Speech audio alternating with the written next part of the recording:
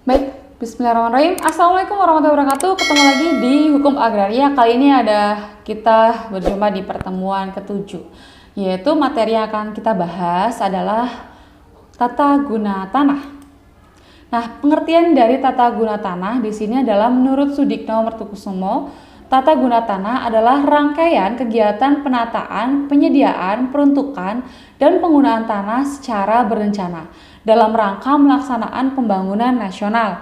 Dan dalam pasal 33 ayat 1 Undang-Undang Nomor 26 Tahun 2007 junto pasal 1 angka 1 Peraturan Pemerintah Nomor 16 Tahun 2004 yaitu tentang penatagunaan tanah bersama halnya dengan pengelolaan tata guna tanah meliputi penguasaan, penggunaan, pemanfaatan tanah yang berwujud pada konsolidasi pemanfaatan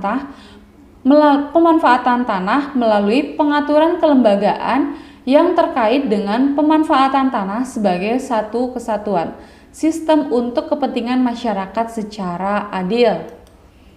Tujuannya dari tata guna tanah yang pertama adalah mengatur penguasaan, penggunaan, dan pemanfaatan tanah bagi berbagai kebutuhan kegiatan penggunaan sesuai dengan rencana tata ruang wilayah. Lalu mewujudkan penguasaan, penggunaan, dan pemanfaatan tanah agar sesuai dengan tarahan fungsi kawasan dalam rancangan tata ruang wilayah. Lalu mewujudkan tata tertib pertanahan yang meliputi penguasaan, penggunaan dan pemanfaatan tanah yang termasuk dari pemeliharaan serta pengendalian pemanfaatan tanah, dan menjamin kepastian hukum untuk menguasai, menggunakan dan juga memanfaatkan tanah bagi masyarakat yang mempunyai hubungan hukum dengan tanah sesuai dengan rencana tata ruang wilayah yang telah ditetapkan. Yang dipelajari dalam TGT atau tata guna tanah yang pertama adalah tertib hukum, yaitu sesuai dengan Undang-Undang Nomor 5 Tahun 1960 tentang Pokok Peraturan Agraria. Lalu tertib administrasi dalam hal ini akan mewujudkan apabila terpenuhnya pasal 19 UU-PA tentang pendaftaran tanah. Lalu tertib penggunaan diharapkan nantinya sebagai tanah itu jelas penggunaannya dengan asas produktivitas sebagaimana pasal 14 dan 15 UU-PA. Lalu tertib pemeliharaan yaitu pasal 17 UU-PA.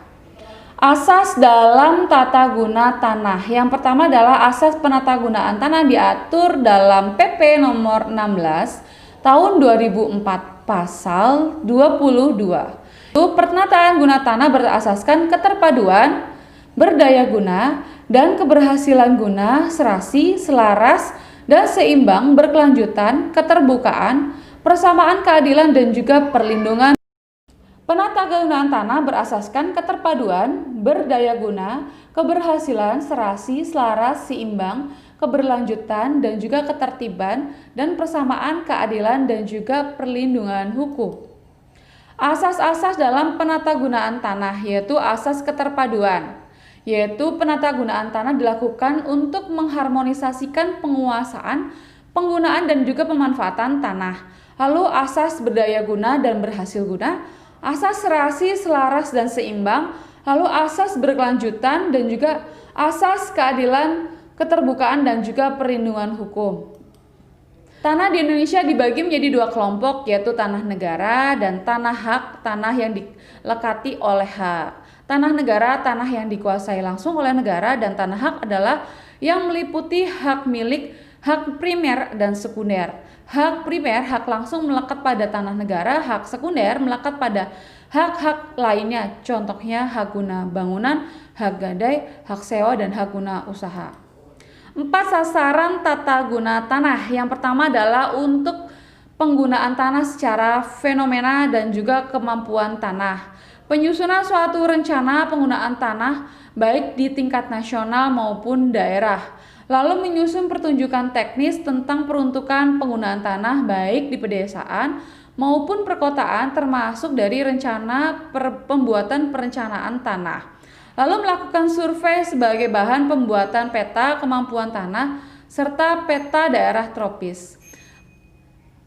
Kemudian prinsip perencanaan penggunaan tanah yaitu Principle of multiple use untuk mengatasi keterbatasan atas tanah. Dan prinsipal maksimum production adalah penggunaan tanah secara memungkinkan yang dapat diharapkan secara maksimal, yaitu menghasilkan suatu hasil yang optimal. Serta prinsipal of optimum use. Penggunaan tanah dengan optimum use adalah penggunaan tanah semaksimal mungkin dengan memberikan keuntungan yang tinggi tanpa merusak kondisi tanah. Ada beberapa model perencanaan penggunaan tanah. Yang pertama adalah model zoning. Model zoning di sini tanah di sebuah wilayah daerah tertentu dibagi beberapa zona penggunaan atau kepentingan-kepentingan dan juga kegiatan yang dilakukan. Contohnya model zoning adalah tugas perencanaan penggunaan tanah secara sederhana, adanya jaminan kepastian hukum. Ini adalah kebaikan atau kelebihan dari model zoning. Lalu kelemahannya, tidak adanya ruangan atas tanah yang dapat menampung kegiatan yang dipandang kerugiannya atau menggunakan apabila diletakkan pada zona-zona tertentu dan menjadi perkembangan wilayah yang tidak merata, serta pada zona tersebut mengalami tingkat kepadatan penduduk yang sangat tinggi. Model terbuka. Model terbuka di sini adalah model terbuka. Model terbuka di sini artinya bahwa suatu ruang atas tanah dalam wilayah tertentu tidak terbagi-bagi dari zona penggunaan sebagai model zoning. Model terbuka